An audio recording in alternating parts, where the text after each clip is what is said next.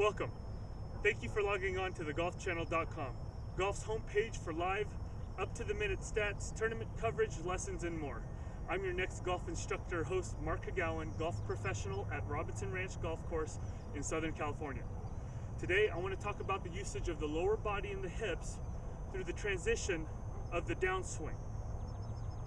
It's going to get you in that perfect follow-through position that all the pros have.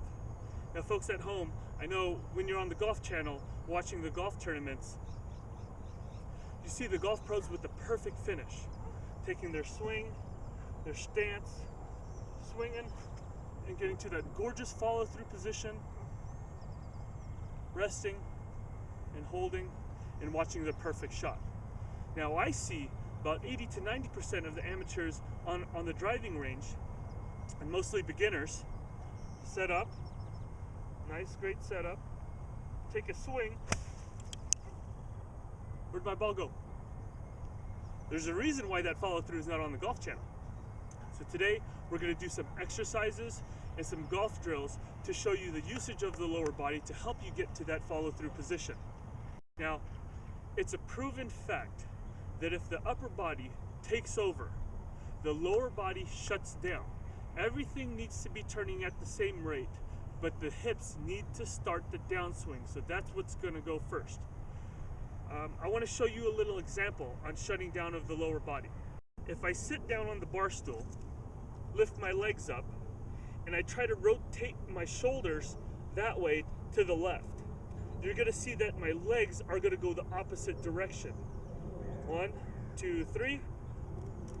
You see that? No matter how hard I try, my hips aren't going to go in the same direction as my shoulders, completely shutting down and going the opposite direction. The start of the downswing needs to be with the hips turning in the same direction that the shoulders are going to be turning. Taking the club back, toward backswing, and then starting with the hips. That's what all golf professionals in golf do. They start with the lower body. Today, we're going to show you exercises and golf drills on how to get that going. Let's start with the exercises. The exercises and stretches I'm about to show you are going to get you the feeling of the upper body and lower body separation, which is really crucial in the transition and the downswing. First stretch, I'm going to grab your golf club, one hand at the grip, the other hand right by the club head. We're going to do a lunge. I want you to lunge with the right foot. And what we're going to do is, keeping our hips square, we're going to rotate our shoulders to the right. Right foot, rotate to the right with the upper body, keeping our hips square. Come back. We're going to do it with the other leg. Lunge with the left leg, and then keeping our hips square, rotating our upper body to the left, and then back to the front. You want to do about 3 sets, about 5 repetitions each to give you that feeling. Now for the advance, I have a medicine ball here, 5-pound medicine ball, and you guys could do the same thing. Lunge with the front foot, with the right foot, rotate your upper body, keeping the hips square, back up front, lunge with the left, hips square, rotate our upper body to the left, then back to the front. This exercise, another good stretch for lower body, upper body separation. I want you guys to lay flat on your back, put your knees up in a 90-degree angle from the hips. We're going to put our hands in a praying position. Now in this praying position, once you're here, we're going to lower our legs to the right side, keeping our shoulders square, feeling the lower body, upper body separate. Back to the front, and we're going to turn our legs and lean them to the left side, once again keeping our upper body square. Back up. Do this about 5 or 6 repetitions, about 3 sets, and then that will help you feel the upper body, lower body separation.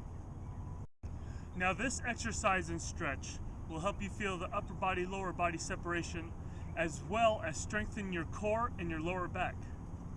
What we're going to do is we're going to sit down, let our arms support us, behind us, lift up our legs like so, and we're going to rotate our legs and our hips from side to side, keeping our upper body square and straight. You're going to feel the tightness of your core and your lower back, working them out, giving those six-pack abs that you want, and also helping us with our golf swing. Now for the advanced technique, we have our trusty medicine ball here again. We're going to put them between our knees and let our knees hold them. Same thing, lift our legs and move them side to side, keeping our shoulders square. Beach body, nice rocking abs, and a great swing. Now, let's get to the drills. The first drill I want to show you is called the step back, step through drill. This is going to show you the weight transfer and how the weight transfers to the left side before our upper body and our arms drop on the transition of the downswing. What we're going to do here is we're going to take our stance, okay? And as we take the club back, you're going to take your left foot and tap it to your right foot for the right-handers. Left-handers, opposite direction. Right-handers, take the club back. At the same time, tap your left foot to your right foot. Now, on the downswing, we do not let the arms drop until we're done stepping back with the right foot. You're going to feel your weight shift and transfer to the left side, and then the momentum of our weight is going to help us swing the club through. It's going to look like this. Step back, down, and through. Feeling the weight transfer. It's going to transfer a lot easier because you're going to step before we bring the hands down.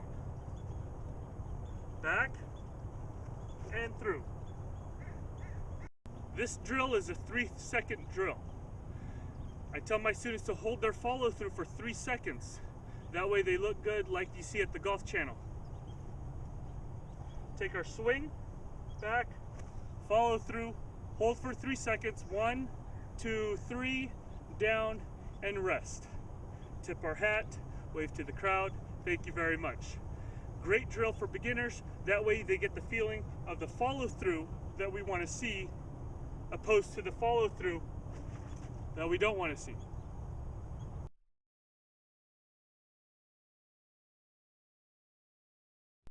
This last drill is called the tap, tap, tap drill.